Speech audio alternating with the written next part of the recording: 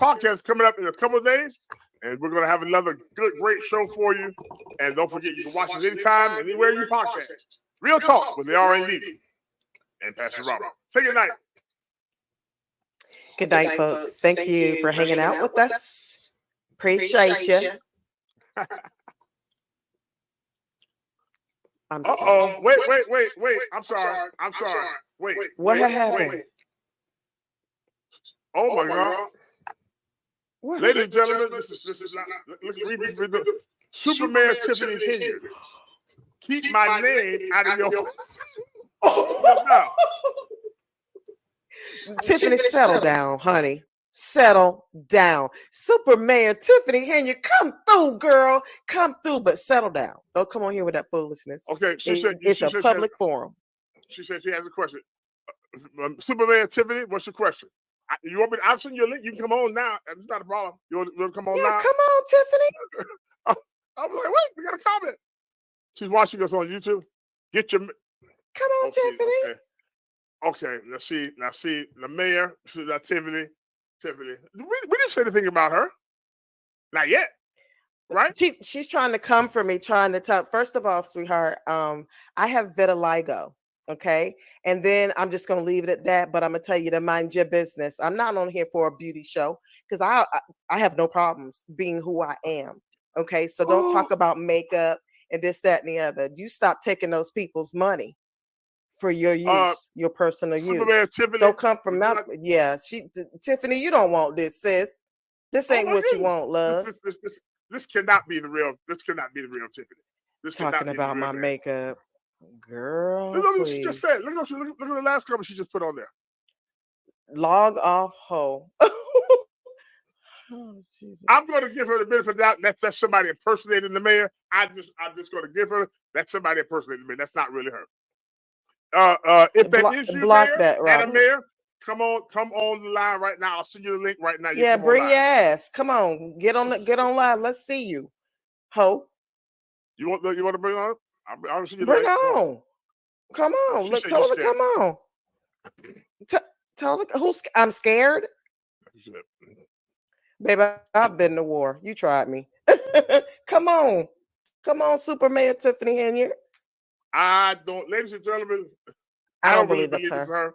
It's somebody impersonated her on YouTube. I'm gonna send you the link. That way you got to come on with. She said, "Dead ass, you want none of this. I throw fire. This is not the mayor. I don't know the lady. So how you find my podcast out of all of them? So if this is really you, Super Mayor, come on the line. I just sent you the link. Come on the line right now. We'll be glad to have you on here. Ladies and gentlemen, we're in overtime now, but we're gonna really see if this person who says that they are Super Mayor Tiffany Henyard out of Dalton, Illinois. Oh, she said, "Hey, hey, you can't." Okay, all right.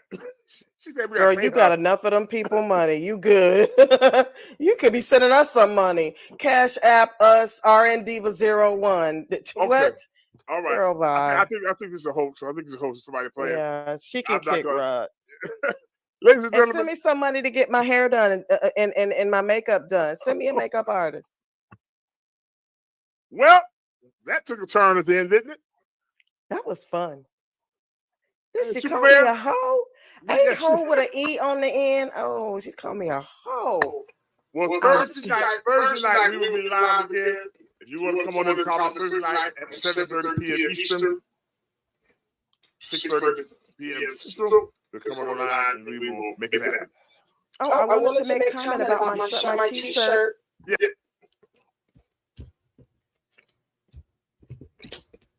All right. From Robert's iPad. Welcome, everybody. This is Pastor Robert and the RN Diva. We started the show a little different. We have some drama this week out there in these internet streets. RN Diva, how you doing tonight?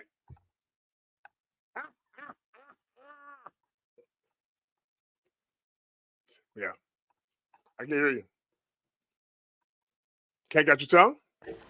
I'm hedging my bets. On what? Miss Henyard? Saving my energy. Save your energy. Where we're going to be. We didn't talk about her the other night. Look at my eye. I have to tell you my contact lens experience. Oh. It was true. You see my eye, don't you? But anyway, Yeah. I'm waiting, so I'm gonna save my energy. Save your energy for Miss Super Mayor Tiffany Henyard. If you all saw that clip there, we opened up the other night. We had our podcast, and right at the end, we were dismissed. I think I'm in church now. We were ending the podcast. The benediction. Doing the benediction, and someone came on the YouTube comments that said Super Mayor Tiffany Henyard of Dalton, Illinois, and they went right after the RN Diva. We don't think it was really her, but we had no way of knowing because I had her name there. However, full disclosure, the next day, after laughing about it over and over all night, I did call the town of Dalton, Illinois, their switchboard, to inform them what happened so they could, if somebody out there impersonating her, or if it was really her. But I'm sorry, they don't even have enough money to have somebody to answer the phone. Shut your mouth. I wonder why. They have a $7 million deficit. They're in debt because of the super mayor says because the trustees. Trustee says because super mayor. So anyway, I wasn't able to get through. So I have another kind of backdoor way I'm going to inform them, so they don't think that Pastor Robert and the RN Diva were trying to play some little game with them and impersonate her. Because she did say, you'll see later on, people like to have her name and likeness and everything. Yeah. Anyway, looking like somebody said she looked like Lil Wayne. Anyway, ladies and gentlemen, we got a wonderful.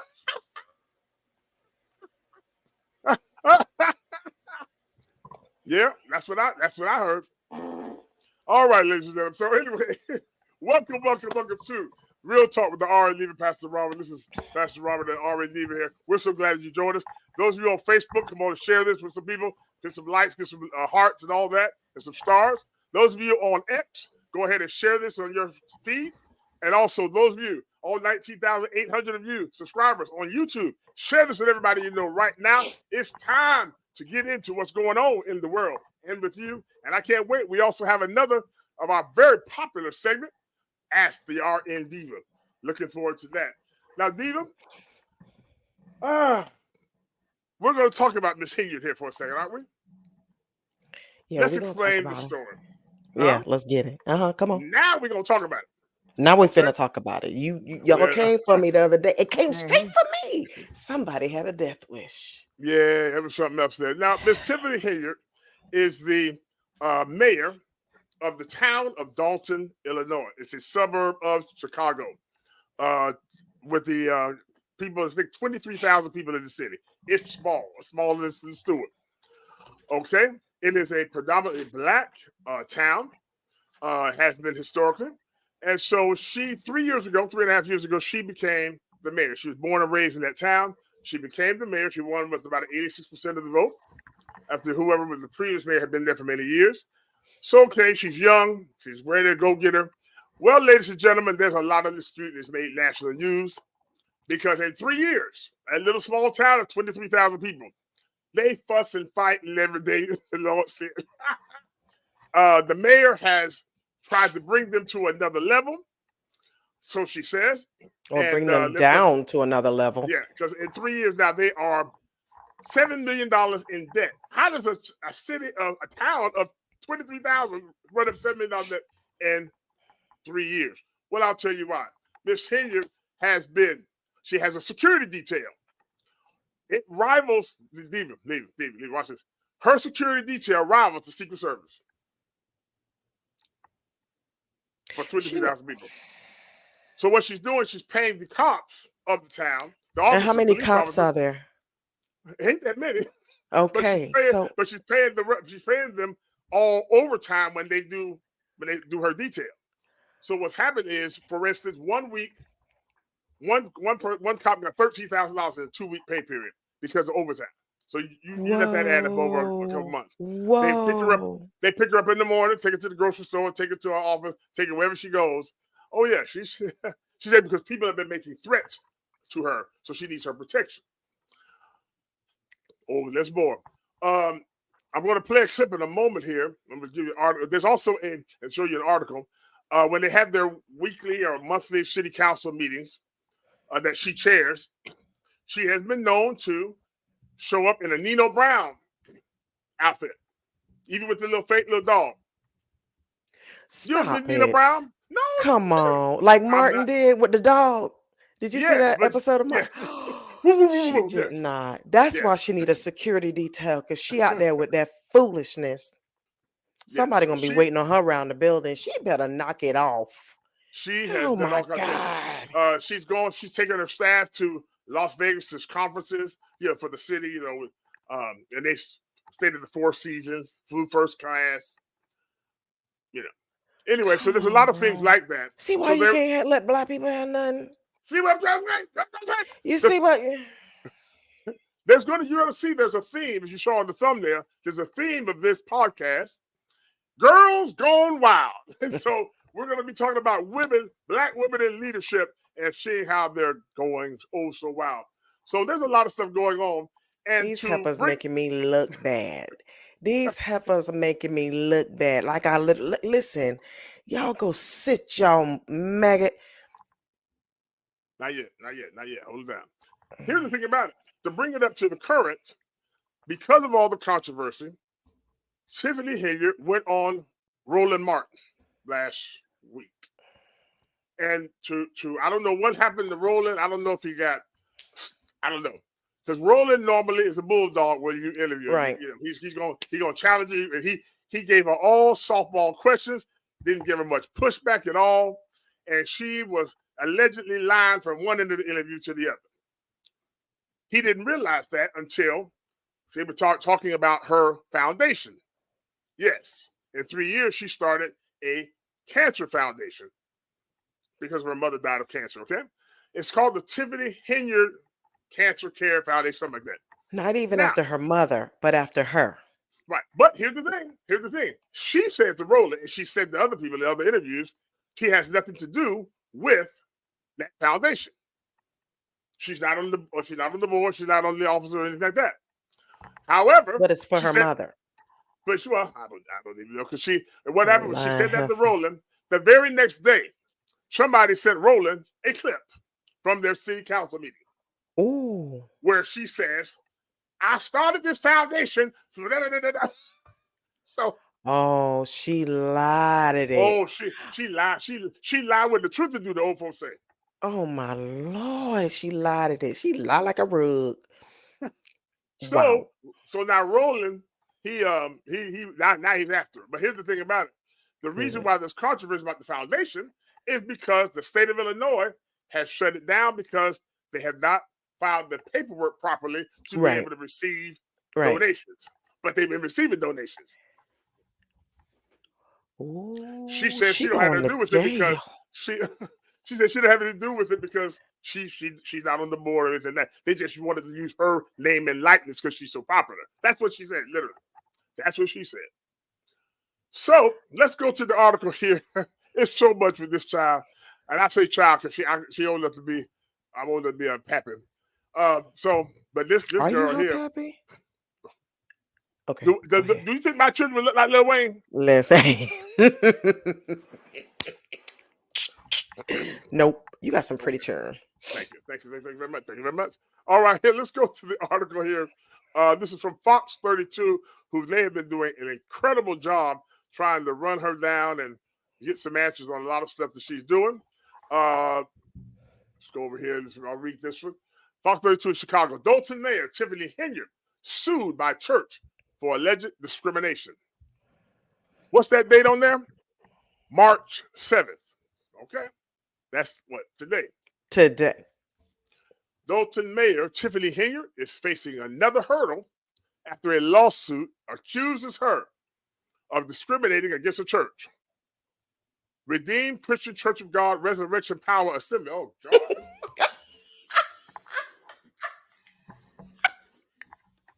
Well, what the entire I ran out of breath trying to say this. Hit that one more time. Bring that back. Come on. Take a deep breath. Take a deep breath. No, here we go.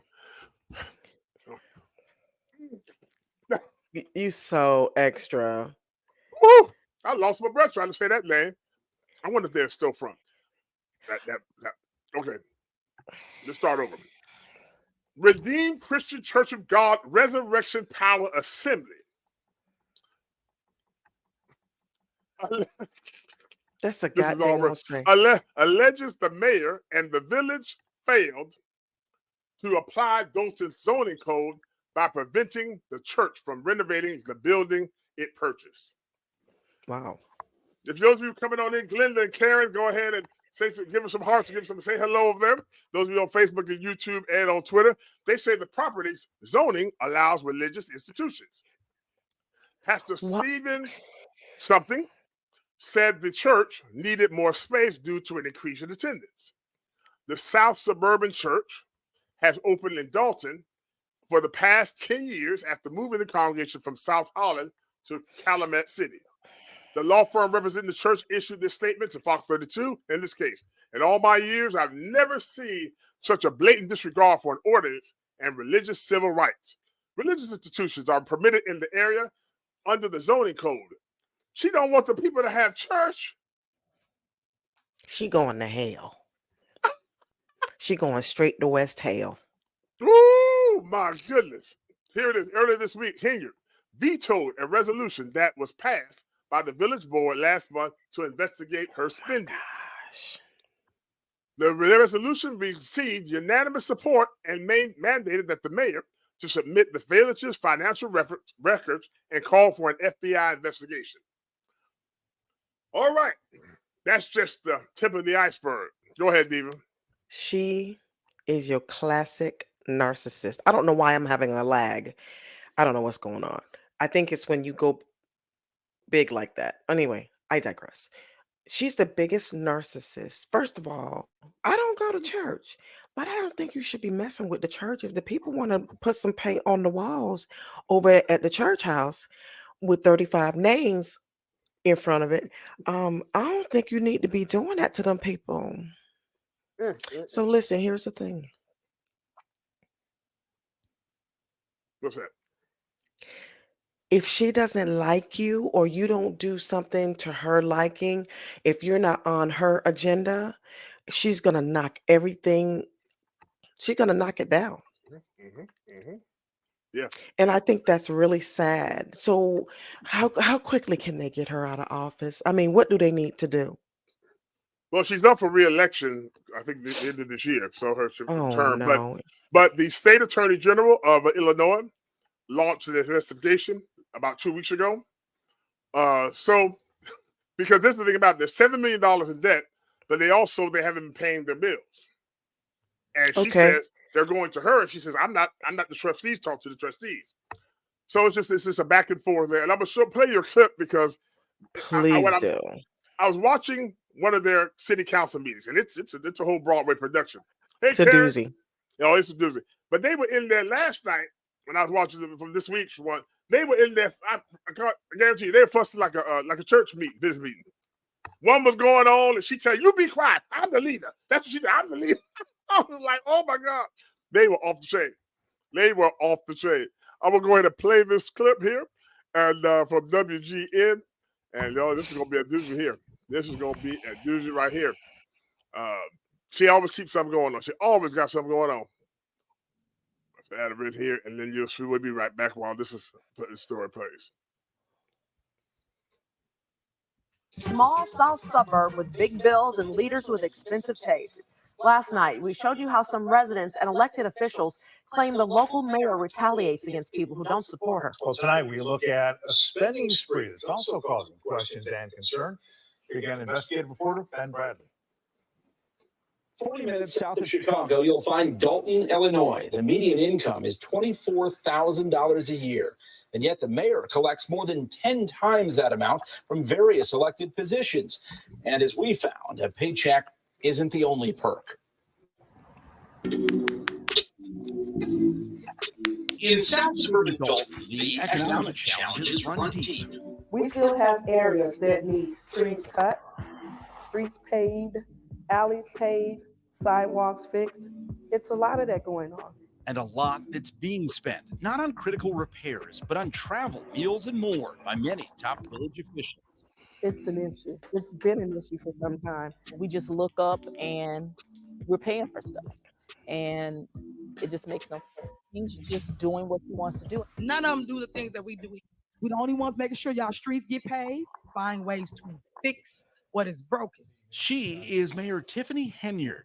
But then they running y'all, say y'all this look fictitious story. Would you like to just do an interview with me? Yeah, I got you. Well, let's go. I mean, In addition to leading Dalton, she also serves as supervisor of Thornton Township. You make almost $300,000 between your two elected positions. I do not. I don't know where you got that number from. We got it from her own village and township records. These are tax dollars. So is the money being spent on village credit cards. WGN Investigates obtained copies of statements that reveal village officials have spent more than $24,000 at restaurants in just 1 year, including this Midlothian barbecue joint and a South Holland sub shop. I've seen the same thing and more. You name it, they've done it.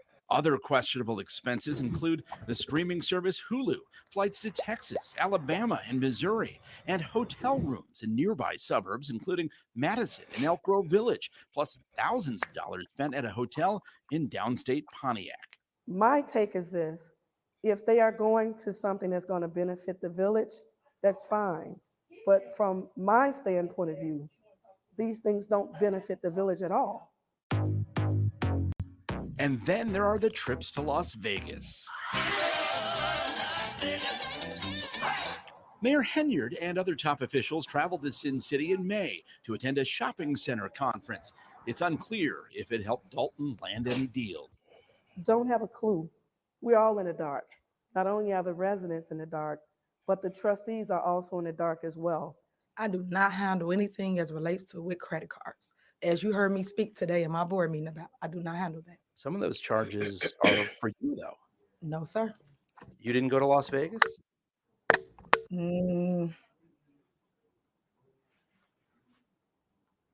What is that? No comment. You don't know if you were in Las Vegas? Of course I do. Were you? It's not paid by them. Did you fly first class to Las Vegas? Any other questions? Actually, yes. The credit card records do shed some light on tax dollars spent at several restaurants near the Strip, including Cafe Hollywood and Hot and Juicy Crawfish. All right. Any other questions? So you're not going to answer how taxpayer dollars are being spent? That seems odd. I just answered it. What do you mean? I just answered your questions. You said you wouldn't answer about Las Vegas. You asked me a question and I responded. So any other questions you may have? They may have signed up for a conference, but they never bring anything back. So we have no idea why they go to these trips. Remember, we mentioned Henyard was also supervisor at Thornton Township. WGN Investigates obtained copies of that agency's credit card statements as well. They show township taxpayers also spent money on the Vegas trip on everything from steak dinners to hotels, and $3,741 just on Henyard's round-trip flight. But I shouldn't have to sit up here and break all this down. When trustees refused to pay a big block of bills this week, the mayor accused them of putting vital city services in jeopardy. We need receipts to understand what's going on. We couldn't help but notice the red hat perched in front of Mayor Henyard throughout the meeting. It's from the Bubba Gump Shrimp Company, which, by the way, was apparently a stop on the Vegas trip. $303 billed to Thornton Township taxpayers. We just feel lost, and we just want the powers that be to step in and say, hey, you know, something's got to give. Is there anybody else? I just want to be clear. Anybody else after that? That's it? We sought specifics from Dalton and Thornton Township about these credit card charges, expenses, and how they benefited taxpayers, but received no clarity. Mayor Henyard invited us to come back to Dalton and the township to showcase upcoming turkey giveaways, senior programs, and plans for an ice rink. Proof, she says, that she lives up to her moniker, the People's Mayor. Ben Bradley, WGN Investigates. Well. I tell you what, isn't that something? Isn't that something? That She's is, full of herself. Yeah, She's full of herself. she most She's the certainly people's is. mayor. She She's the is people's mayor. something else. Yeah. Yeah. $300 at Bubba Grump Shrimp in Las Vegas. I've been there. I'm like, and Yeah, they're Bubba building. Gump ain't Oh that my good. God. That wow, that it's the gall of it all. Like you're gonna go ahead and use these working people's money, and you do not care about people and their livelihood. You want to go to Bubba Gump? You don't care. I hope the people in that town, in that town, um, remember all of these little trysts so they can make the right decision, because that her plight is not for them, it's for herself, period. Period. So I just think it's sad, and I can't there be charges brought against a politician that's using funds for the city? Well, here's the thing. What her little trick is, because she always says, "I'm not on the bank accounts. I don't have the credit card, so on and so forth. It goes to the trustees, has to be approved." True. However, the trustees are personal friends of hers, and they say allegedly she kind of strong arms them, and you can kind of see she's very full of herself. So she kind of strong arms you. You want to keep your job to sign this She check or whatever. aggressive. Yeah, She's she's very aggressive. aggressive. She's very aggressive, and so that seems to be the issue. They have they bought a SUV, a Tahoe, a Yukon, a black Yukon to transport her around, like $100,000. They're not making the payments on that. Oh. Also, that ice skating rink that you heard mentioned, the WG mentioned in there, they did go to build the rink. However, she had not gotten it approved by the trustees. They didn't sign off on it. They talked about it, but they did not vote and approve it. So they said, stop it. So they stopped the people from building the rink. She went and got another company to finish building it, and then had a big party. Say, see, this is for the children. But didn't she shut down the renovations for the church? Yeah. Because it wasn't it wasn't her idea. Right. And see, the one thing with her is, for the city, the town has vendors. There's different vendors that they work with or whatever. If you come to the meetings and you speak against something that she tried to do, right? She finds out, oh, is that so and so from XYZ? Pull their permit. Yeah, she's done that. Yeah, she's done that. Yeah, that's vindictive. That's narcissism at its best. Now, you said about her getting voted out. Let's talk about that before we. This is gonna tickle you. You see that she's making between the township and the other place almost $300,000. Right. In a little small town. She had them vote in a clause now in the city ordinance that if the next mayor that comes behind her, in order to save money, their salary will be $25,000 a year. Whoa! To save money. To save money. The next mayor after her, the salary would be $25,000 a year. However, if she gets reelected, it still remains at the $300,000. Oh, somebody needs to. She's trying to discourage anybody from trying to run against it. That's just bad. Like somebody needs to do something about that. There's something. There's a word for that. Lunacy? I don't do politics. I don't do politics, but that's not good. I mean, she putting those people out there. Like, come on, bro. Yeah, that's sad. And that's a whole lot of drama. It looks like they're afraid of her. The majority of them are afraid of her. Yes, okay, they are so why? This is a working class town. They're not. Most of them that used to work in factories and stuff like that. I know some people that live in that area near there. Right. So it's not. It's not like an upscale neighborhood or town. So let's go to the foundation, because this is also in the news today about her foundation. Oh no, it's not her foundation, even though it has her name. It's not her foundation. Don't forget, y'all. This is Girls Gone Wild Part 2. Let's read this. It says there this also from WGN in Chicago. Dolton Politicians Cancer Charity got almost all of its reported money from taxpayers.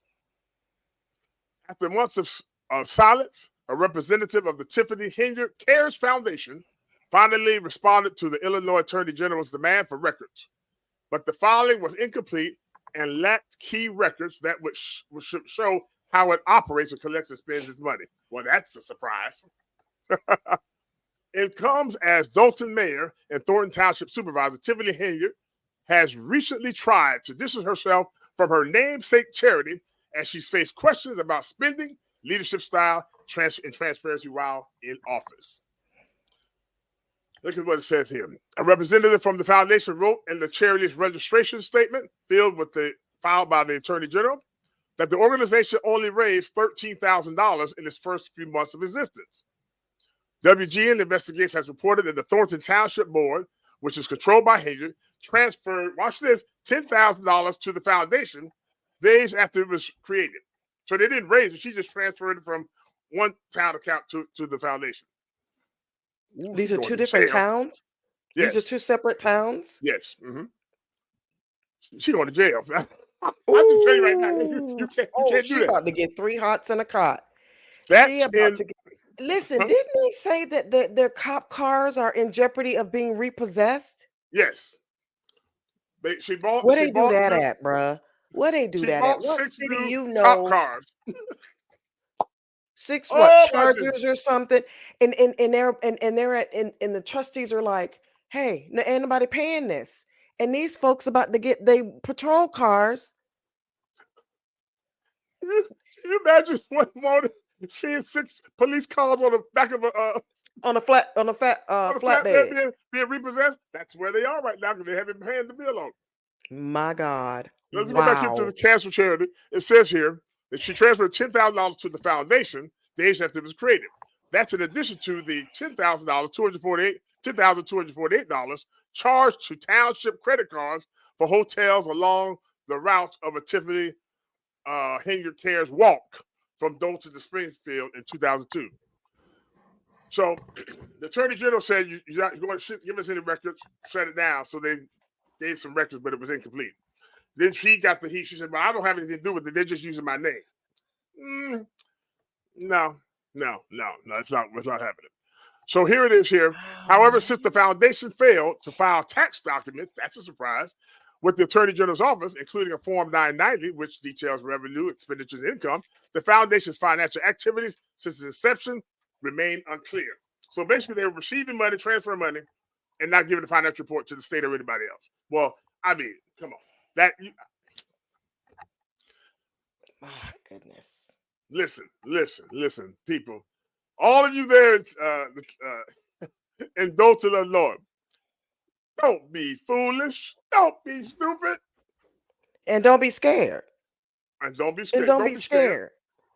I mean, God dang. That's a shame. I feel so bad for those people. Come on, man. Do right by your folks. Majority of them are people of color. And here you are sucking them dry and going to Vegas eating bubble gum.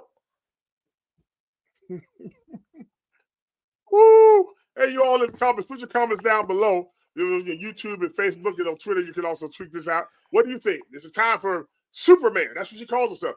Matter of fact, if you go to her Facebook page, type in on Facebook, Super Mayor Tiffany Henyard, and her page will come up with her smiling. And she just started a podcast last week. So that gives her an opportunity to explain all the stuff that she can't explain herself in the meeting. So definitely, awful. I'm so glad that she's not our mayor here in Tampa. Thank God. I know that's right. Shout out to the mayor in Tampa, 100. Shout out to the mayor of Tampa, Florida. I'm sure there's some foolishness going on, but we are not getting our cop cars repossessed. Oh, that would be sad. My goodness. And also, Dalton, we're going to put y'all name in the prayer box. Hallelujah. We are going to pray. We got a pastor right here. We're going to have him put your little anointed oil on your name and put you in the prayer box. Yeah, and we got to remember to pray for that church that she's not letting them get in the building. That's the church name. But let's take a breath.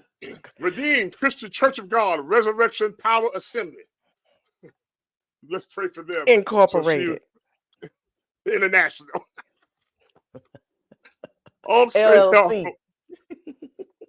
So I'm having too much fun with this. Anyway, we're going to take a break. We'll be right back.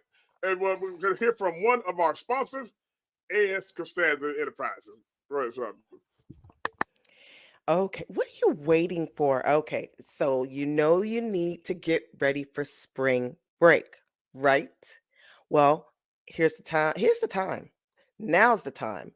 Get on the line, look it up, go to Facebook, look for A.S. Costanzo Enterprises, and look for this luxury rental car company.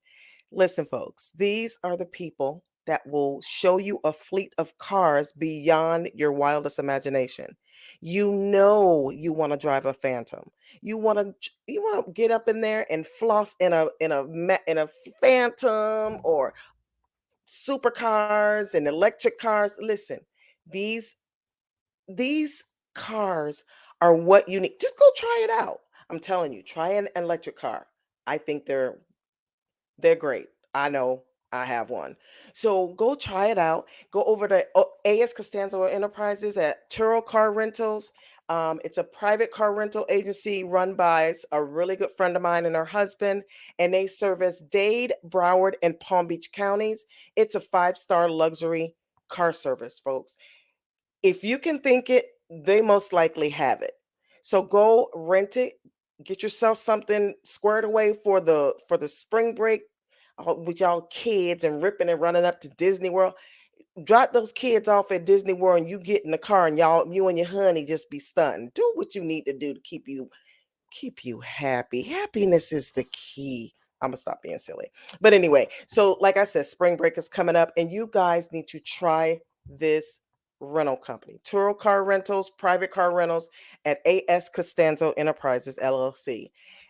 They will take care of your every need. Reach out to Suzette at 954-494-1221. Again, that number is 954-494-1221. A.S. Costanzo Enterprises. all right. We're so glad to have them as one of our sponsors. And you're going to really enjoy doing business with them. Now let's go to our next story. My friend gonna get me for acting a fool on her spot. Let's go to I our love next her. story Hi, because Suzette. we have a situation Let's get it. in Fulton Yeah, County. let's get off Super Mayor Tiffany Henyard because I'm tired of people threatening me. Well, we're going to get off Hopping the on Super here Mayor threatening Tiffany Henyard people. of Dalton, Illinois. And now we're going to Super District Attorney Fani Willis. Fannie Mae. I call her Fannie Mae. Fake Fani Willis. if she wanted to be proper, Fani. But the way she acted like Fannie. Fake Fani. Go ahead and get on in our comments and threaten me too. Everybody else is jump on the bandwagon. Shh. Go ahead on. I'll tell you what. Unless you've been under a rock the last few weeks, this has been the story, the gift that keeps on giving. It keeps on giving. Yes, sir. Now, let's give some context. There's a RICO case with Donald Trump and 18 other defendants. Was not 17 because 2 pleaded in Fulton County for allegedly trying to coordinate to steal the election, the 2020 election. All right. Fani Willis is the district attorney. She's over that. She's the one calling the shots, all that. Okay. In the getting ready to start the pre-trial and all that, they haven't even done jury selection. This is just the pre-trial stuff. It came out that the special prosecutor, one of the 3 special prosecutors that were appointed by Miss Willis, just happened to be a gentleman that she's intimately involved with. What you mean intimately? That's her boo thing. That's her man. Okay, well, say it like that then. Say it like that. No. Actually, it's not her man because he's married. No, because he's married. So it's not her man, but y'all know what I mean. Well, it ain't her. It ain't his wife's either, because apparently he's the community. Well, but the divorce ain't final yet. So the divorce decree. It is. No, it's not. It's not. Oh. I saw. Okay. I'm gonna put the link down in the comments. Mr. Wade, Nathan Earl Wade, his wife's attorney did an interview They're 11 alive in Atlanta. I'm gonna put the link down there below. I saw it today, and yeah, you think Tiffany Henyard was a mess. So anyway, they found out that she was somehow involved with him, and at first they denied it.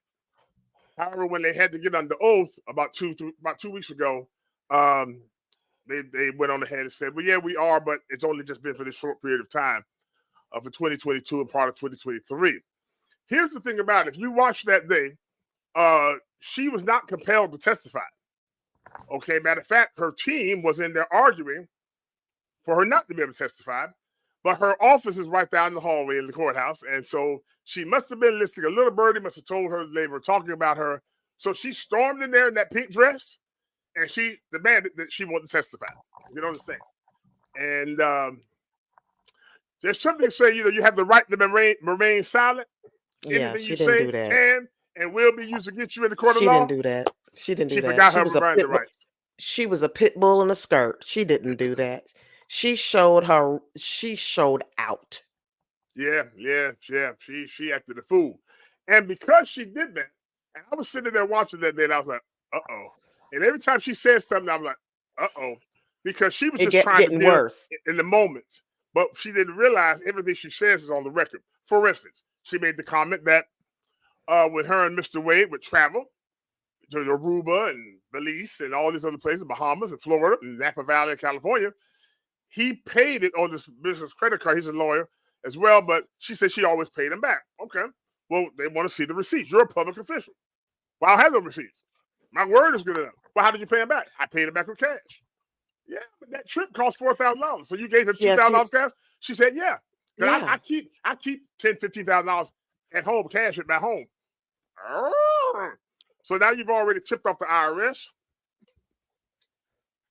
to keep that amount like that. And then she also said, wait for it. She said, yeah, when they went back to it, well, how did you get the money? She said, I work for that money. Like when I had my campaign, I borrowed that money, some of that money for my campaign. You cannot borrow campaign money for your personal expenses. But she said she did on the stand. So now, as of right now, she has 3 bar complaints, Steve Sherman bar complaints. She has an ethics investigation going on right now. And that's what's going to kill her right there. That's what's going to kill her. And that lie under oath. Mm-hmm. Because she's an officer of the court, okay, and because she's also a prosecutor by being the district attorney, they have a higher standard. And an attorney, if he lies under oath in the courtroom, he or she can lose their law license, and there's nothing they can do about it. Just like that. So she's in a lot of jeopardy. Now, here's the thing. Before we go into what's going on, kind of catch everybody up, here's the issue. It was not wrong. It wasn't against the law for her to be dating him. The issue is the ordinance says that if there's a relationship develops, in the office environment, you must go to the judge or your higher up, whatever the case. In this case, it'd be the judge, and let them know in chambers. And if there's any conflict of interest, then they will work that out, and that's it. But because they were so hell bent on denying it, because Mr. Wade is still married, now you got a situation where you denied it, but now you said, okay, yeah, we did, but it was only just for about 1.5 years. And as soon as they both said that, well, here come the witnesses. Here come the whistleblowers. And almost every day there's been a whistleblower saying, hey, I knew that they were dating back in 2019 before she became the district attorney. Diva. Guess what? Boy, the friend's house, her best friend's house that they used to meet over. Yirti's house, condo. Yirti, her friend Yirti. They're not friends anymore, but okay. Yeah, Yirti was getting married, so she snitched on her. So, but they were Yirti say, "Bitch, you on your own." I'm telling. Well, listen. Come to find out from 2 witnesses, the whistleblowers, one being a law professor, he said, "Oh, yeah, Nathan had a garage door opener when he went over there, so he just slide right on in and nobody see his car." He's the garage door lover. He opened that, he slide in and he glide out. So nobody is none the wiser. Mm-hmm. Yeah. Okay. But there's something called technology. And there's a program called Cellhawk. Fulton County, a lot of What? the municipalities and law enforcement agencies use it. It's called CellHawk. CellHawk pings your cell phone from tower to tower to track where you are. Well, no sooner than they said, "Oh no, I've never been over to her place." Guess what? They pull those records. The CellHawk, Oh and they my literally God. have it that they show him in an 11-month period where he like arrived at her condo, that condo like 11 o'clock at night, hang out there for a while. 4:45, he goes, gets in the car, heads back, gets home to his wife, calls her. All this is because cell phone data. Calls her to let her know. I guess I got home, and I mean everything. You know, she said, "Text me or call me when you get home, so I know you made it okay." You know how we say it. Yeah, right. We don't really want you to do that. Right, we just say it. You know, yeah, we don't really want you to do that. Yeah, well, don't call me. Well, ladies and gentlemen, that's another lie that got called in. So when that came out, they said, "Well, you can't trust that CellHawk; it's not reliable." Well, wait a second. You know the YSL case right now that's in Fulton County?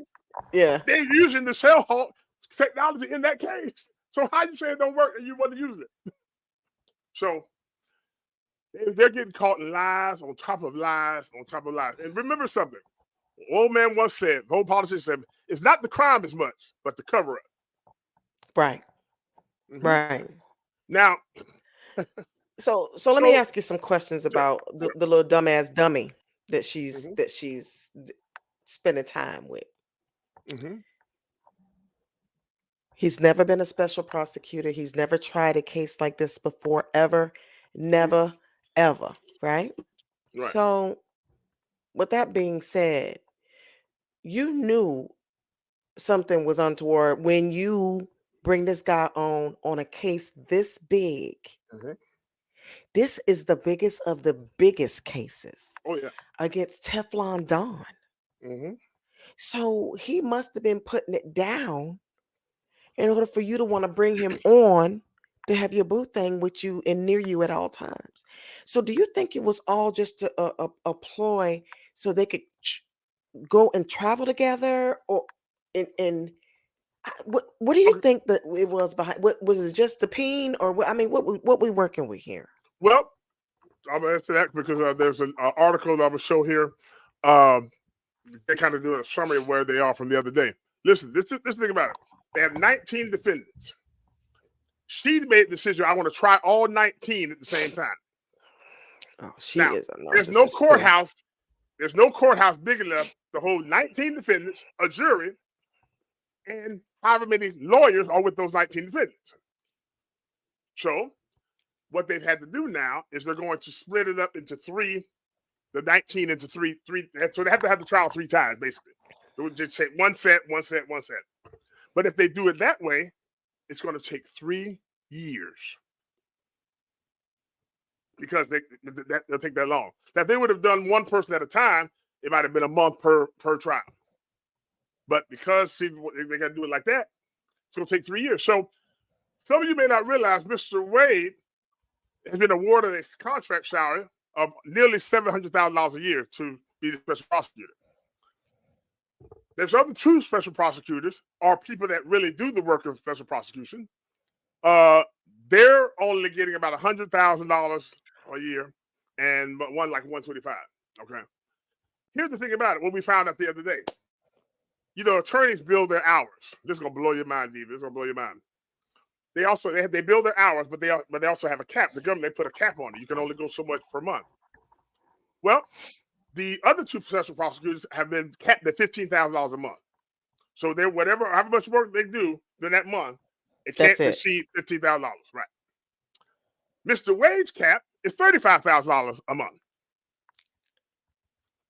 Now, the other 2 prosecutors, they've never hit their cap. Matter of fact, they've all usually been way, way down. Whoa. They're not trying to get over it. Mr. Wade, on the other hand, this is public record. You can go look at it. Mr. Wade, he's reached his cap limit every month. So that means every month he's been billing Fulton County $35,000 for working on a case that hadn't even gone to trial yet. And guess who is the only one who signs off on approves on his invoices? Well, maybe it's because he's Willis. never been a special counselor or whatever. So maybe it's taking him a little longer to look things up. Maybe. We'll go with that one. We'll go with that one. But she's the only one that can sign off on the invoices. So there's no checks and balances. He just handed it in, she signed it, and he's getting his money. And then they're going on the trip. Now, here's the thing about it. We're going to get personal here for a second. How all this came out was because of the divorce he's going through. Right. His wife, Jocelyn, beautiful lady. His wife for 26 years. Ladies and gentlemen, I found out in that interview with Jocelyn's attorney today. It made me so mad. It made me so mad. I had to go pray. Because Mrs. Wade, when he wanted to go to law school, she worked and sent him to law school. He got out of law school, started lawing, and then he started lawing.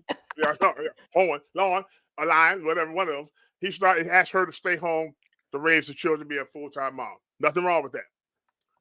Well, because she was a full-time mom, when he decided that he was ready to move on, very strange, the day after he got awarded the contract in November 2021, the day after he got the contract from Fani for $700,000, he filed for divorce.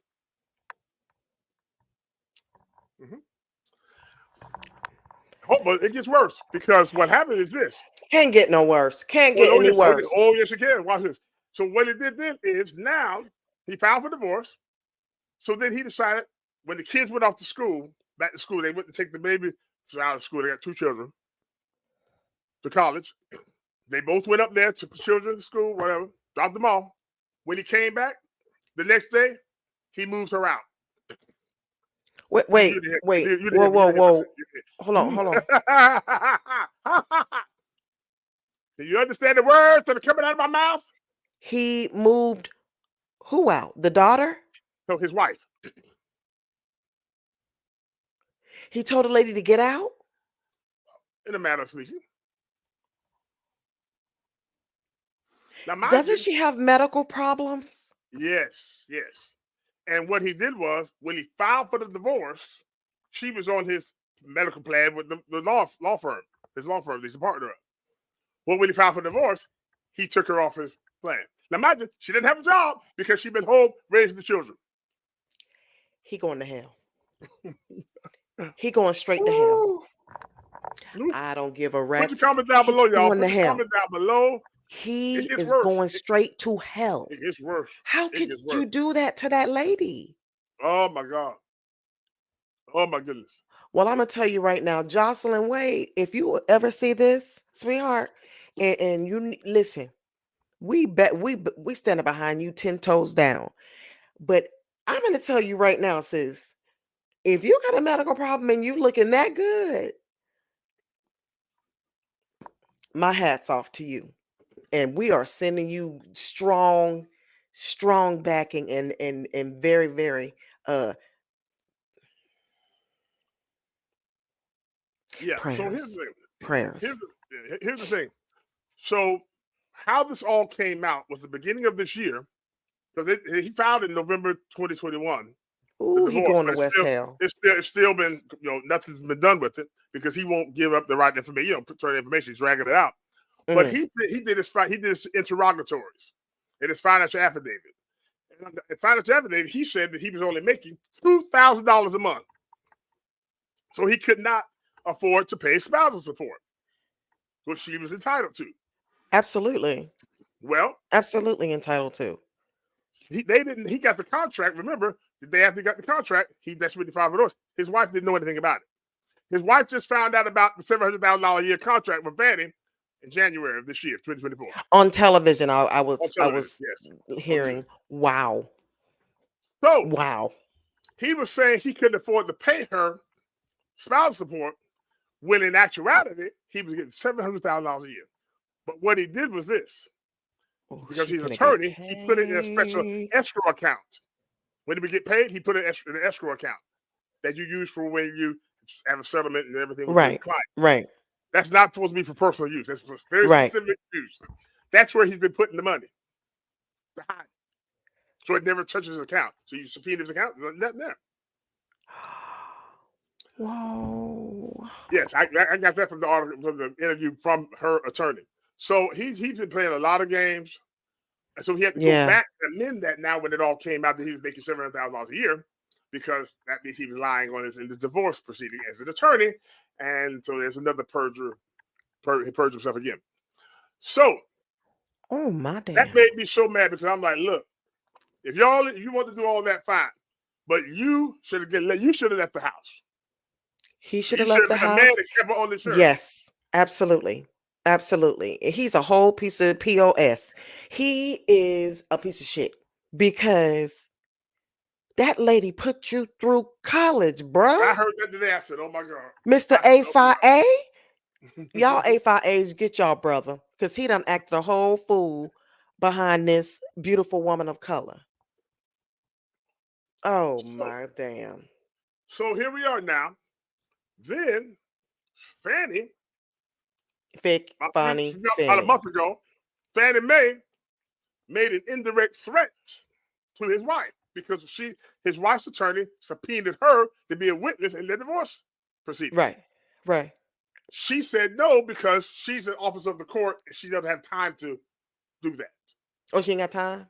Yeah, she had time. But she got time to go to Aruba in the Bahamas and all this with her husband. So right. So she kept. So the attorney kept trying to subpoena her. So she told her, she said, if you don't stop trying, because you keep subpoenaing me, you're interrupting a federal investigation. Talking about the Trump trial. Yeah. And if you keep doing it again, I'm going to have you arrested. That's what she told his wife.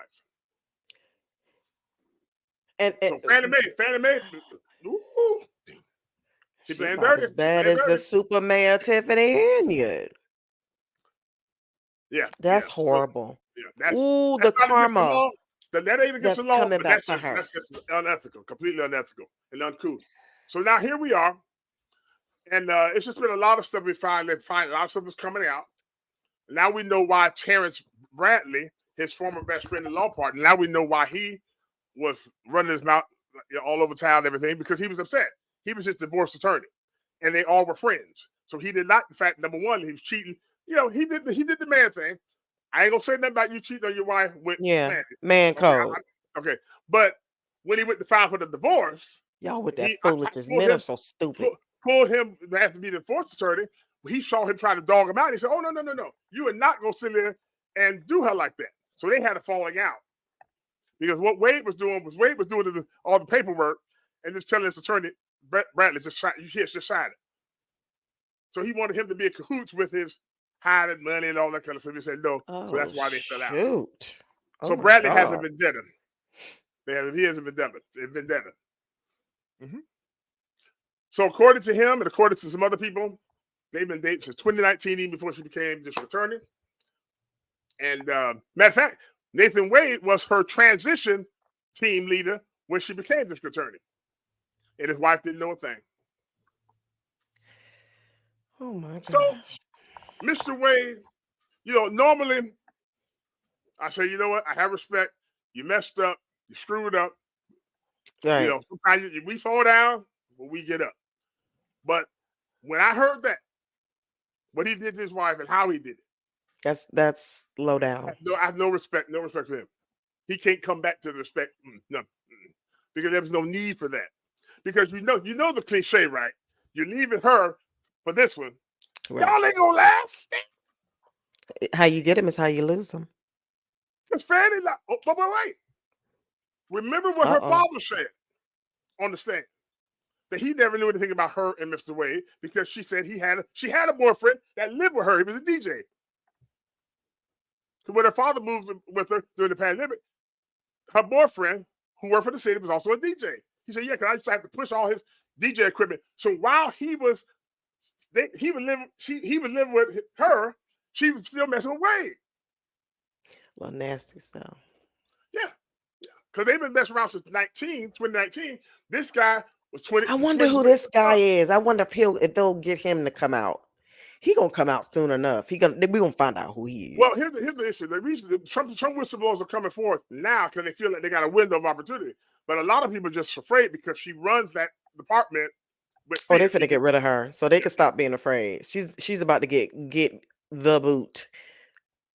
They're gonna get rid of her. First of all, this Fulton County is looking crazy, right? It's Fulton County.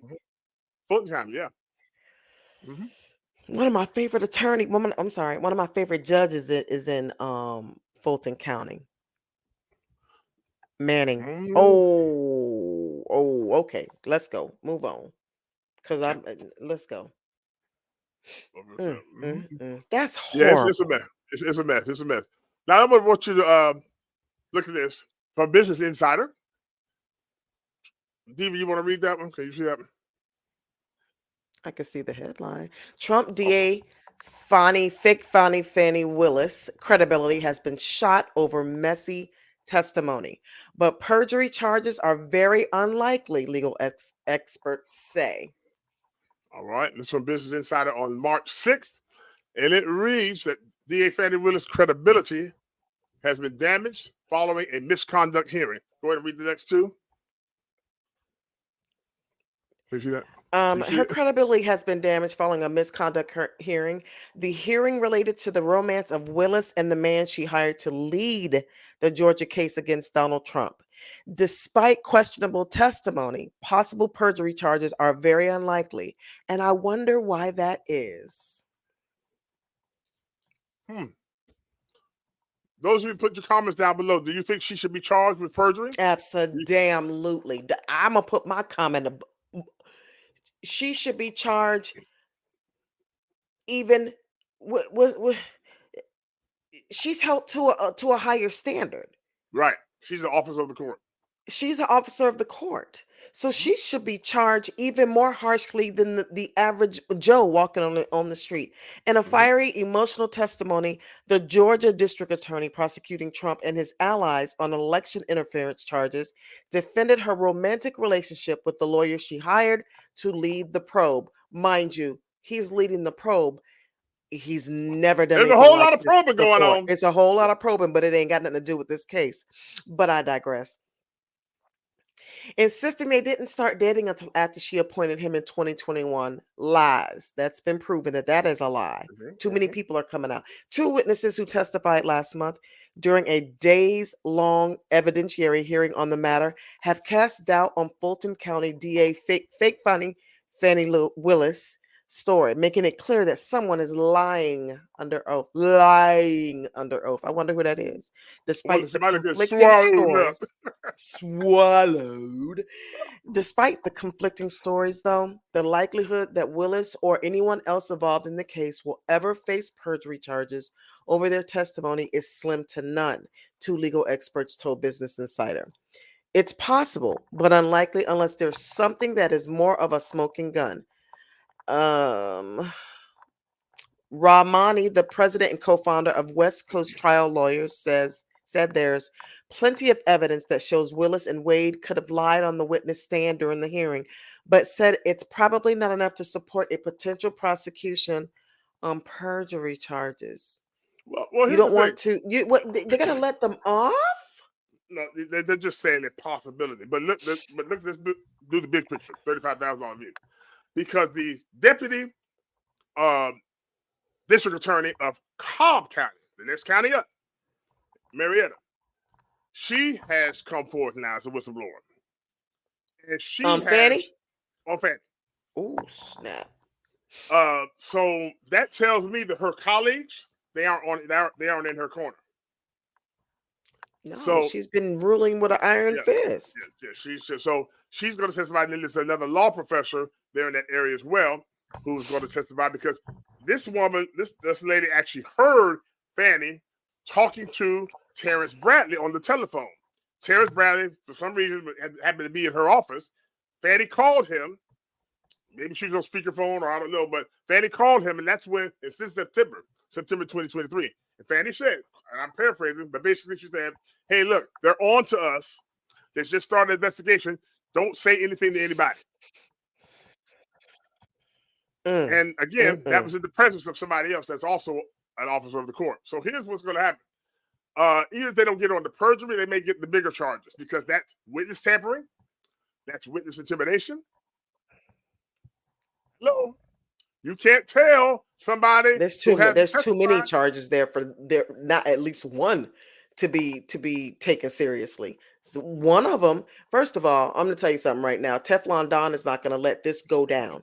He's going to make sure that they drag her because she came for him. So she's muddied the water in the whole case herself. She needs to do better and just recuse herself and just get off. Just stop.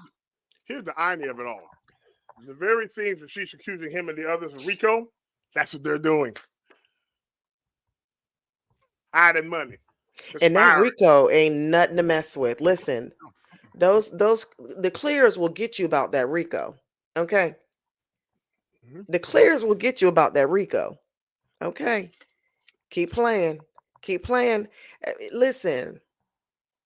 Stay in your lane, folks. Like, if you know that this is not something that you're well versed on, moving money, hiding it from your wife, and come on, bro, you barely got a law firm, and you around here trying to do the most, and you following behind fake Fani Willis, and now she about to send you straight to the man. She set you up for the okie doke.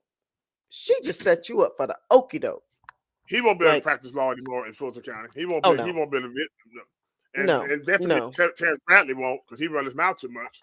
And Fani, she'll lose her law license, but she'll end up getting a gig at MSNBC and CNN as a commentator. You think so? Yeah. I think she's so arrogant, nobody wants to look at her. But then again, she'll probably bring in ratings because she's controversial. Well, see Andrew Gillum. CNN hired him as soon as he lost the election. He's doing a podcast. Oh, you got a podcast? But I tell you, people in these podcasts. But anyway, he's doing a podcast after that incident that happened. CNN signed him on, and then that happened. So he wasn't on there, but a couple times. CNN was like, "Bruh, we out. We're not trying to be bothered with you." That's a lot. If CNN get rid of you pretty bad. So anyway, so this is what's going on, and I'm really. I told somebody, I said, I don't need to watch the Real Housewives of Atlanta no more. No, this is my right here, my reality TV right here. First of all, Pastor Robert, what you doing watching the Real Housewives of Atlanta? I don't watch it. You've never watched it? No, I mean you see it. I don't watch television. I don't watch television. Okay.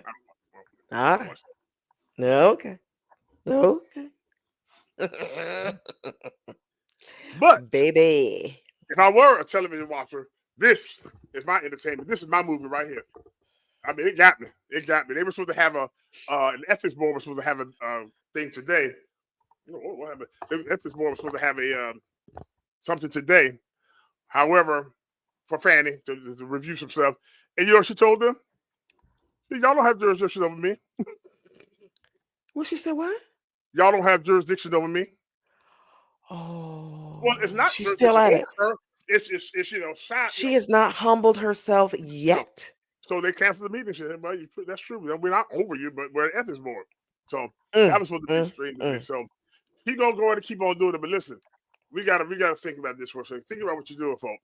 When you mess up, don't stay down there and keep messing up. Own it, fix it, and get gone. Yes. Don't sit there. If you made a mistake, you lied about something, admit it, I'm sorry, and make it right. Don't sit there and hold that line. You know you're lying. You know you're lying. Right. This is a made for TV movie right here. Yeah, Thank you, fake Fani. It's better than Roots. So this better than Roots. You know Roots is fake, right? Yeah.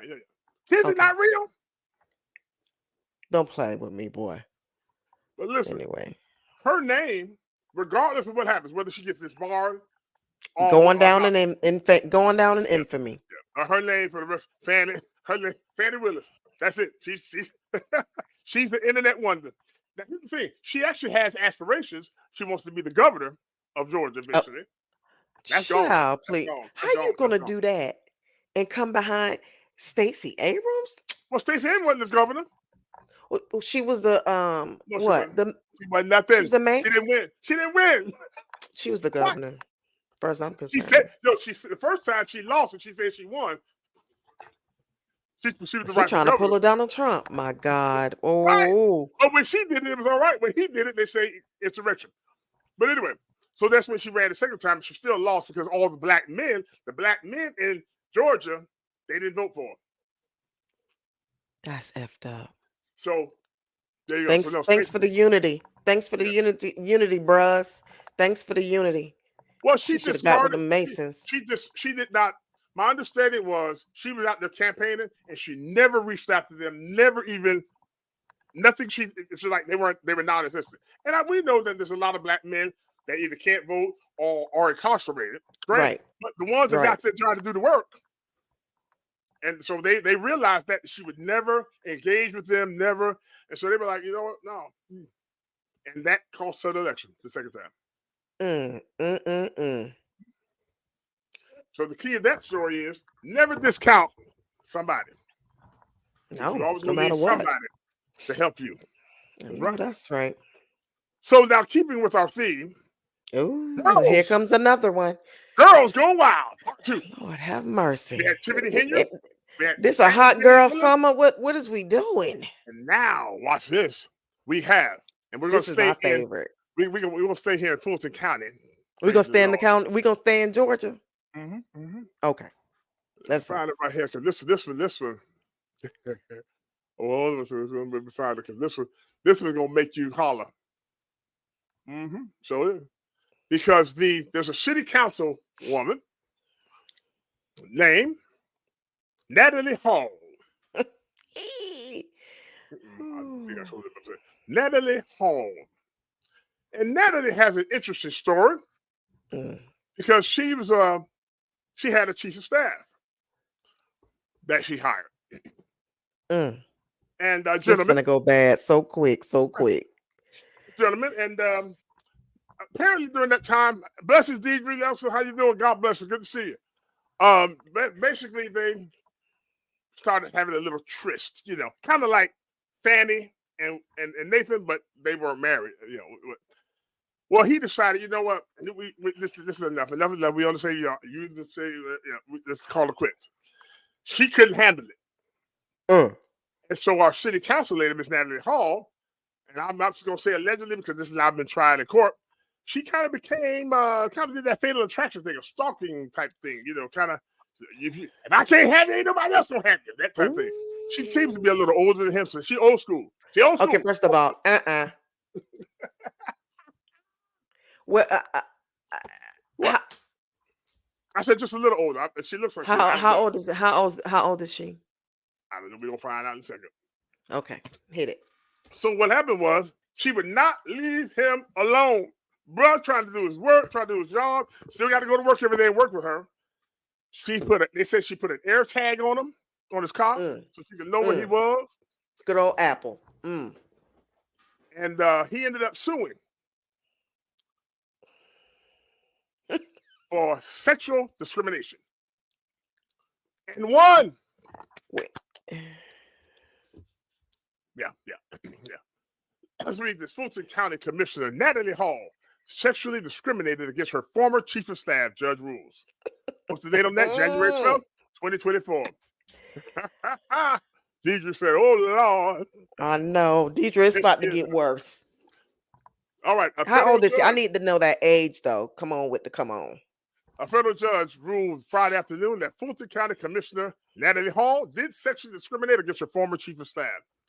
Calvin Brock filed a federal equal employment opportunity complaint against Hall in federal court. Brock accused Hall of tracking his every move by planting three recording devices.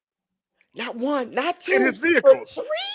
Oh, she was serious. He must have been putting it down for her to be running up after him like that. And come firing on, man. him from his job because he ended the relationship. What? In the yes, judges. Deidre. Can I get that age up off you, please? And the Because you said a woman a little older. I'm gonna need you to Come on. We're gonna find out her age. And the judge's 68-page ruling. Fulton County, by way of Commissioner Hall, did discriminate against Brock on the basis of sex after the commissioner and Brock's romantic relationship with Sarah. Sound familiar? Wade, Fani, when that goes south, boy, that's going to be something there. The judge ordered the county, watch this, the county got to pay for it, ordered the county to award the former chief of staff back pay dating back to September 2020 with interest, attorney's fees, and $65,000 in compensatory damages.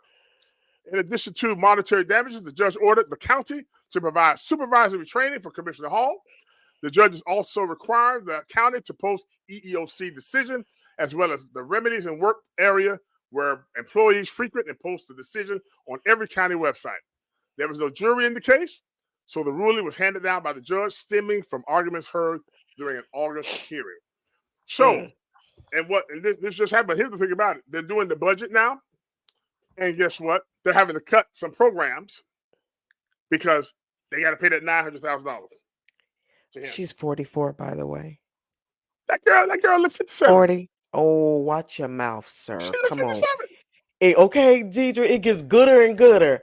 Please, in the name of the Father, please stop saying she older. She looks older than him. She's a spring chicken. And how old was he? So they were had a little tryst. So he broke it off. Right, because he just didn't think it was appropriate there, because she hired him.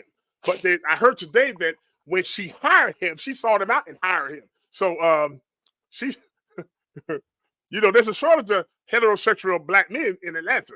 This is true, but then again, listen, you never know. They may not be. You think they are, but they dipping and dabbing over there at all the Queen's men. Don't play with me. So when she said, too close to my emotions. She's I found me a man. I'm gonna hold on to him. I don't care. On. She was like, "Oh, you're not going nowhere." She put a tether on, bruh. Deidre Nelson says, "Wow." Yeah, that's all you can say. Wow.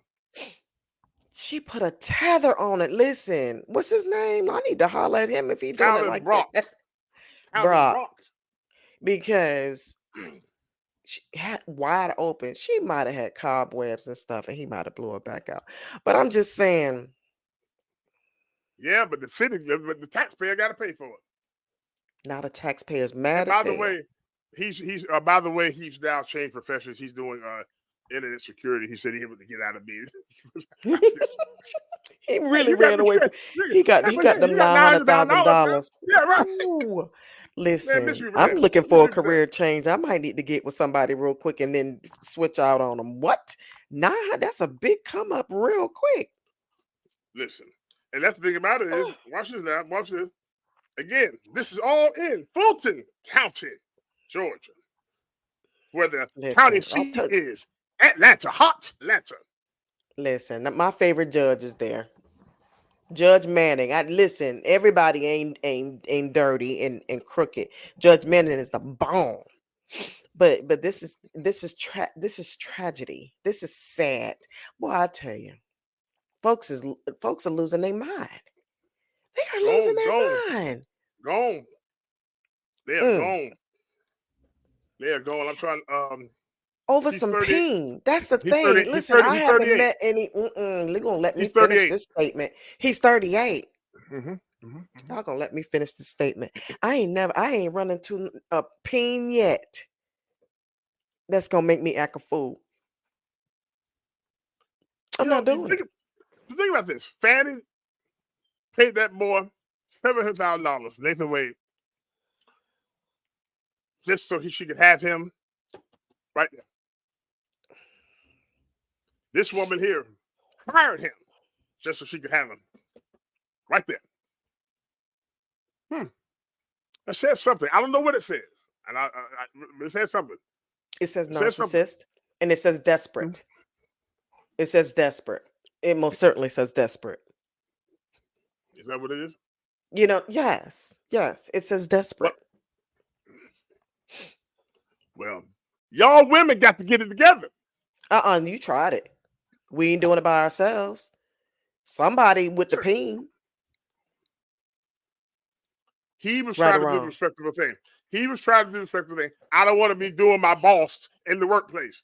But he did He his tried to do the right boss. thing. He wanted to do the right thing after the fact. Apparently, You very can't well. unring the bell.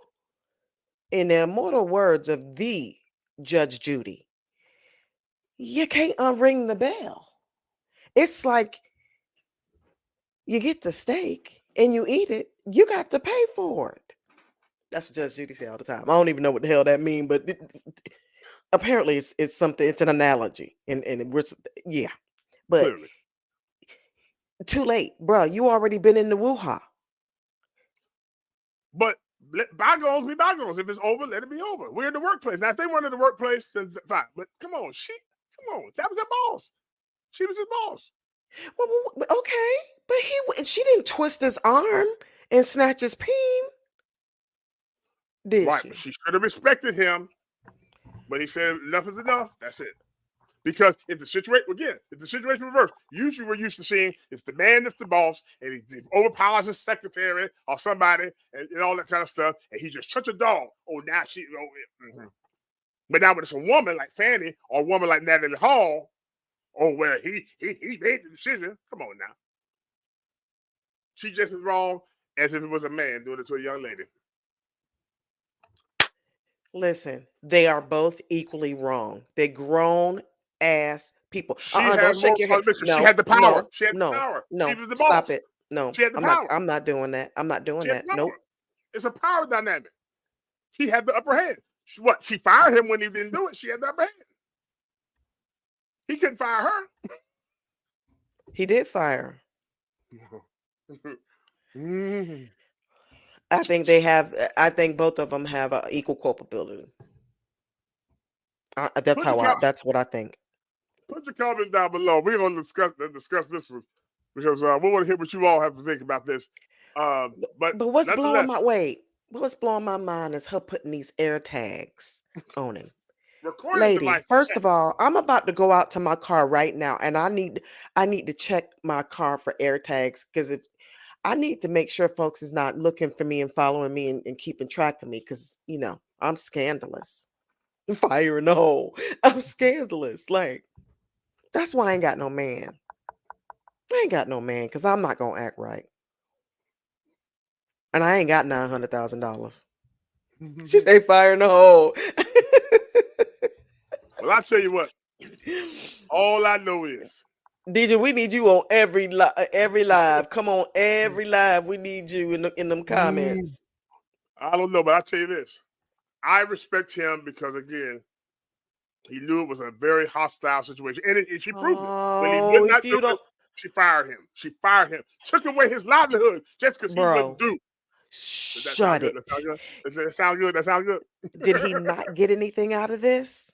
Well, now he got $9,000. But his reputation, his the hurt and the pain and the suffering. Yeah, the pain and the suffering. He got to start his career over again. Well, he wasn't suffering when he had his car in her garage. Remember we was little, used to say that. Listen, he wasn't suffering when he had his car in her garage. No, that was Nathan had the Fanny's garage. Nathan is the garage door opener. The garage door lover. I cannot. And you listen, sir. First of all, I think that's lopsided. I think they both should have the same amount of culpability. They are both on the same level.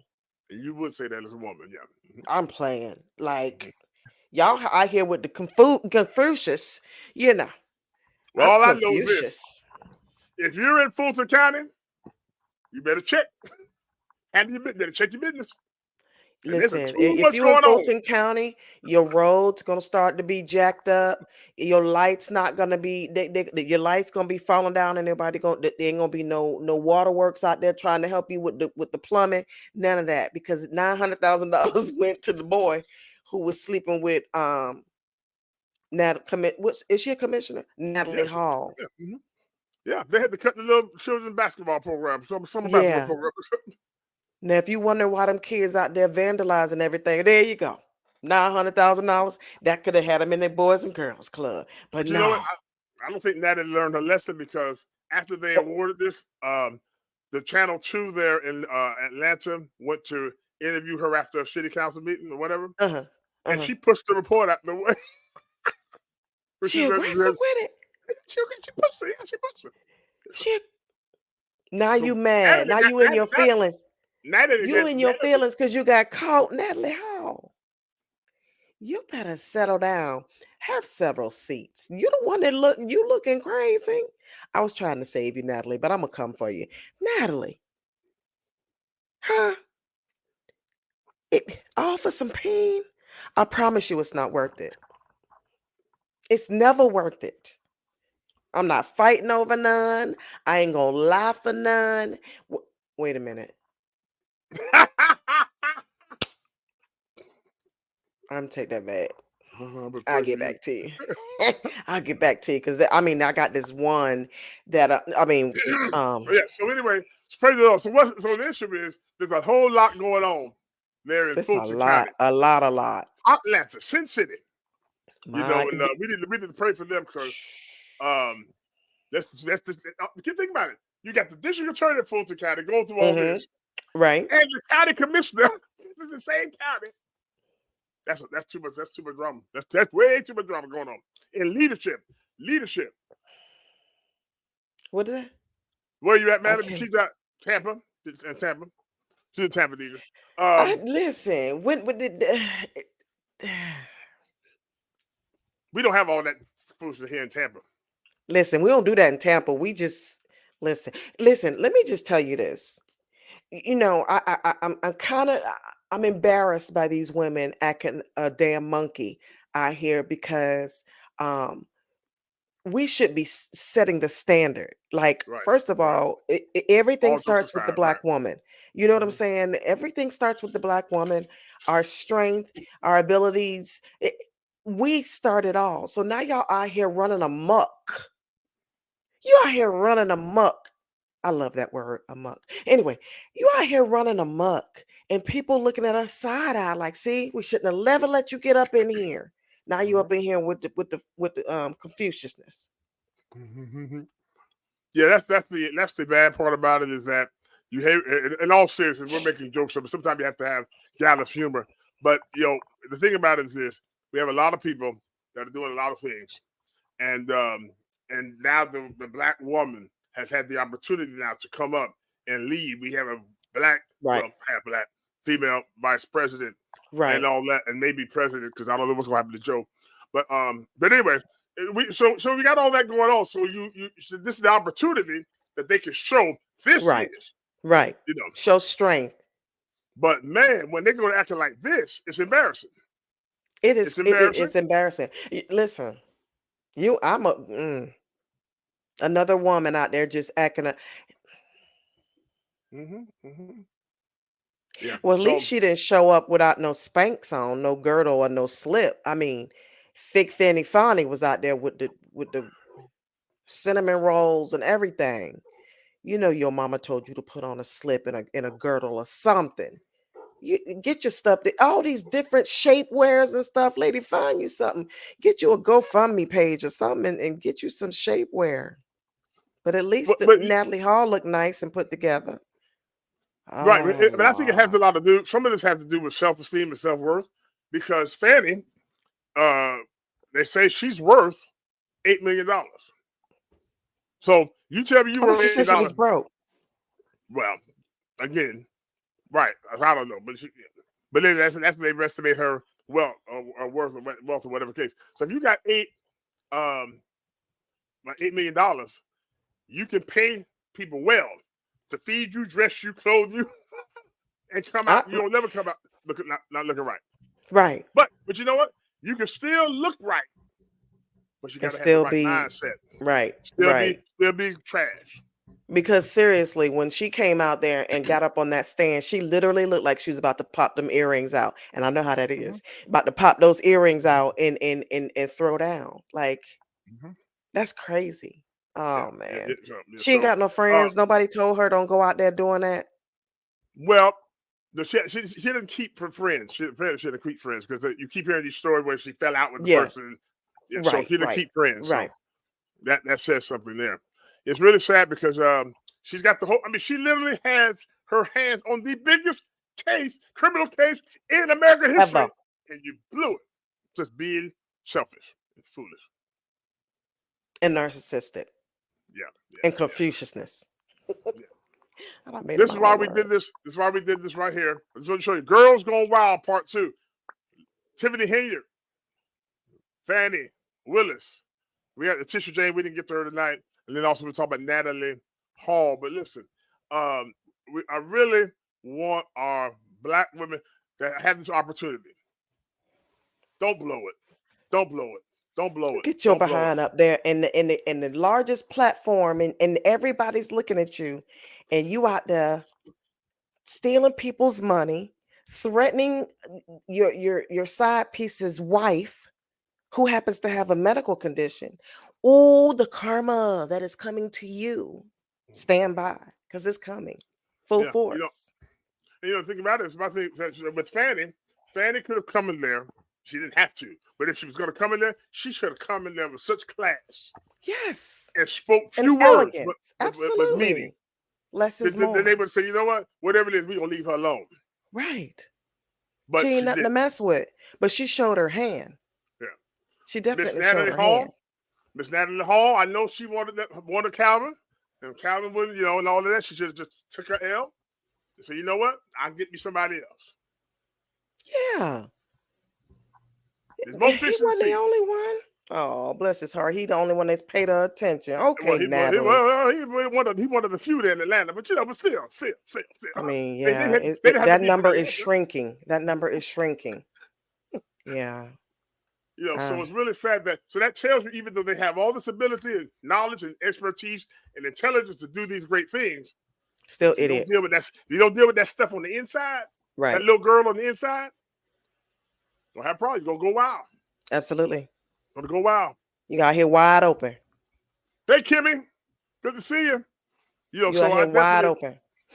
See, when men do it, they just say he just being stupid. But a woman, we hold a little bit more respect and standard for women. We want to see our Black women succeed. You want to see us win? Yes. Yeah. But stuff like this, not a good look. But do we want to see us win? That's the problem.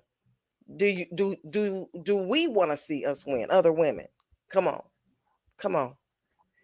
I would say so. The way Black women got behind Fani when she was on that stand that day, it was good to see they were together. But at the same time, it's like, wait a second, no. That's the wrong one to stand behind. No. That's the wrong, because she's not putting forth a good effort. She's got to make you embarrassed. Again, if that wasn't a courtroom, if she wasn't a lawyer and all that kind of stuff, right. You're not on the West End in Atlanta. Hey, absolutely. Yeah, hell yeah. I'm popping my earrings out. Right. Yeah. Right. So, wow. So anyway, but we got a lot because it's really afraid. I'm really afraid. Like, okay, we've had this opportunity. You mentioned Stacey Abrams, even though you notice you haven't heard her name. Yeah. Where's Stacey? She right there. She right there. She laying low because after the last election. Hold the line. Let me call Stacey now.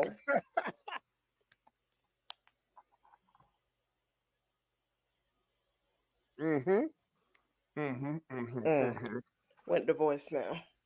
Well, two things happened. Baby.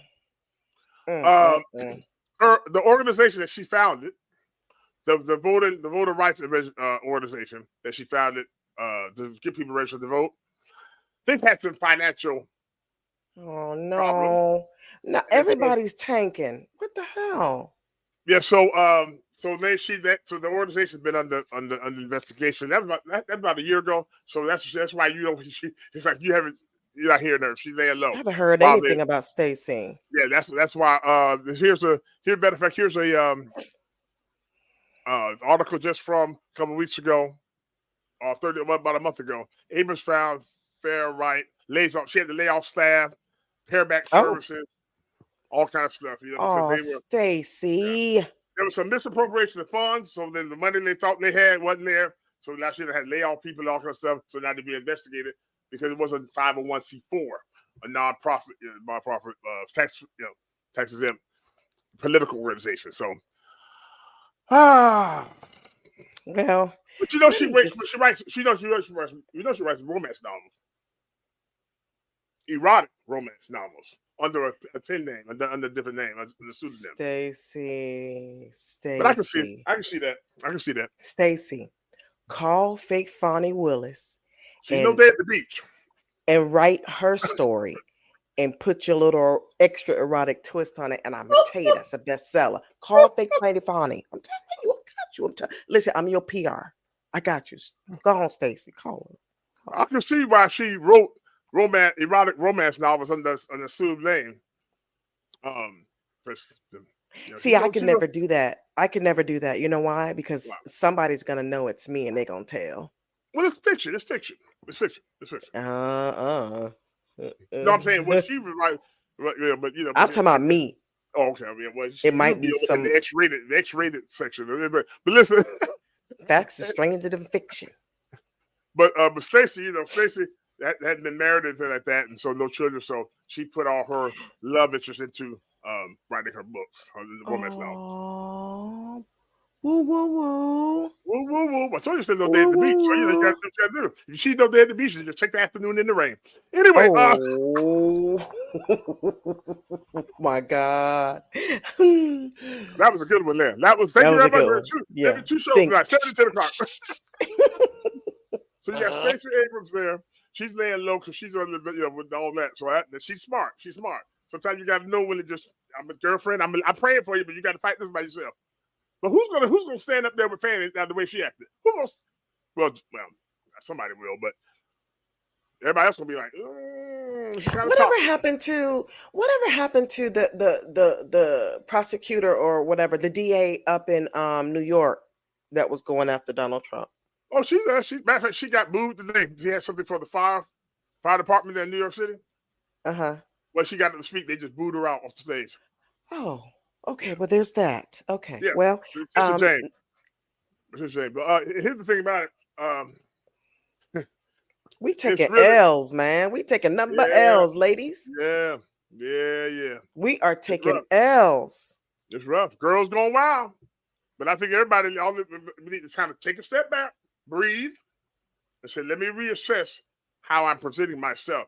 Because a lot of times we only see things from our perspective. But you need to sometimes step out of that and see, how am I presenting myself to the world? Right. But when you're a narcissist, you can't do that. When you're a narcissist, you can't do that because you think that you are the sun revolves around just you. Yeah. We listen. I haven't said it in a while. I haven't used my word in a while. But we are in a time of shit show. We are in a whole shit show. And it's only March. Listen, and it's only March. They got Meg Thee Stallion as the face of Planned Parenthood. What? Yes, sir. You do know that Planned Parenthood was started by Margaret Sanger. Yes. And who was that? Margaret Sanger? Who was she affiliated with? Well, Adolf Alois Hitler. She was his idol. Yeah. But she started Planned Parenthood to be able to eradicate the Negro children and the slow children. Because they usually put it in a area where there's poor and lower class people, and when they need to get some sort of care, women get pregnant or they think they're pregnant, they go to Planned Parenthood and they think, oh, this is good because it's on a national level. I know this is good for us, and they put it in our neighborhood. Nah, son, what they did was set us up for the kill. 60 million black babies have been aborted since Roe v. Wade. Nobody wants to see the numbers, bruh. And the sad part about it is, when they were trying to push her back then, guess what her avenue was to get the black people to buy into Planned Parenthood? In church. The black preacher. They had contests where preachers were told to preach on the subject, on whatever, having eugenics, whatever the case, and they would give the preacher money, whoever had the best sermon as far as preaching on that subject, to try to it's historical. You read it. So they used the black church, to push Planned Parenthood. But that's going to have to be a whole nother story for another we're going to podcast. start some foolishness. Yeah, because I need to delve deeper into that.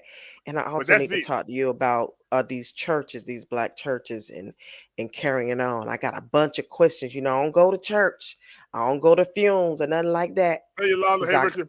I may burst into flames or something. You know what I'm saying? If I walk up in these people's church, I mean, you talking about come talk to the congregation. If you burst in the flame and you walk to church, everybody else gonna catch a fire too. So I don't know. At least I'm owning my stuff. I'm owning it. Look. I'm just saying. Yeah. So it's really sad. But here's the thing about it: we got to start turning things around because it's getting worse out there. It's getting bad. Oh yeah. It's getting bad. And everything that's not seen as it appears to you. That's the thing about it. People present things in a certain package, and then when you really take a closer look, wait, that's not really what I thought it was. And that's okay. Right. You live it, you learn, and then you move on. Don't just sit there and hold on to it. That's what people do. Initially, people send their representative. They don't come as themselves. They send their representative, and that person's gonna put the whole show on you, the whole big shimmy, the whole big show, and you're gonna get you invested, and then the real person shows up. People do that all the time. And when they show up, that real person, you usually have hell to pay. I'm just saying. Because they've been waiting to come out. Yeah. But as for me, I haven't been able to send a representative that's going to come and represent me the way I need to be represented. So I'm just coming like I am. You don't like me, send me back where I came from. Oh, my goodness. Diva, you have your extra RN Diva segment for us? Not tonight. Not tonight. Okay. All right. We went over time. I'm actually supposed to be giving live commentary on the State of the Union address, which started about 15, 20 minutes ago. That's all right. You better get on it. No, I'm not. What I'm going to do it post. Oh. Yeah, I do it. Yeah, I don't. That stuff, it bores me. I'm going to go watch Young and the Restless. Well, all I really want to see is I'm going to tell jokes. Because I want to see, because last year, the State of the Union address, his speech was about 50 minutes long. The first 20, 25 minutes, he was going. Then all of a sudden, he started slowing down, and he started pooping up. So, yeah, he got tired. Uncle Biden? Yeah. Sleepy Joe? Yeah, he started. Y'all know it's past Joe. It's past Joe bedtime, but Joe making an allowance for y'all tonight. Y'all help Joe through this one here. Y'all so we're gonna pray him on through, see what he got crash to say. And burn. Diva, how can they get in contact with you if they want to go and give to what you're doing and the podcast? If you'd like to send me a cash donation or hook me up with a makeup artist or something of the sort, you can donate to my Cash App at $RN Diva 01, and my Venmo is at Shonda CHANDA-BLATCH. And Pastor Robert, how can they get in contact with you? Well, you can also send your donation via Cash App, $RCTV Networks with an S, or also on Venmo at the RCTV Network, PayPal at the RCTV Network, and if you have cryptocurrency, you can send it through Coinbase at robcarpenter.ii. Anything you give, any way you give, will be a blessing to help us in this podcast do what we do. Also, we also have another sponsor here called Buy Me a Coffee. They put this on here. I think it's on here, where you can go to buymeacoffee.com / there it is. Buymeacoffee.com / the RCTV Network. And you can make donation there, one-time donation of $5 for get a cup of coffee, or you can do it monthly or however you would like to. I like coffee. So you can go to buymeacoffee.com / the RCTV Network. And that also gives a help to what we're doing. We are on all podcast platforms, okay, for Real Talk with the RN Diva and Pastor Robert. Also, we're on Roku, the RCTV Network, and we're also on Facebook, Twitter, Rumble, YouTube, you name it, we're out there. So check us out, and we'd love to hear from you. And anything else before we go, Diva? Yeah, I wanted to just send a quick shout out for those of you out there that run across a veteran. Do something nice for a veteran. It could be something as small as buying them a cup of coffee, because there is a project out there called the Till Valhalla Project, and it represents veterans. And it is estimated that approximately 22 veterans commit suicide daily. These are the people we sent over to war. These are the people that went over to war and came back, and they're in trouble. So go on to Till Valhalla Project. They've all kind of items, and just check it out. If you see a veteran, give them your thanks and tell them thank you so much for your service. Every time someone says that to me, I say thank you, and it was my pleasure. All right, we're so glad of that. 22 a day. Wow, that's a lot. Listen, check us out. Have a wonderful time. Have a wonderful day. Have a wonderful evening. Have a wonderful afternoon, wherever you are. Thank you for listening to us on the Real Talk with RN Diva and Pastor Robert. Good night, everybody. Oh, night. Yeah.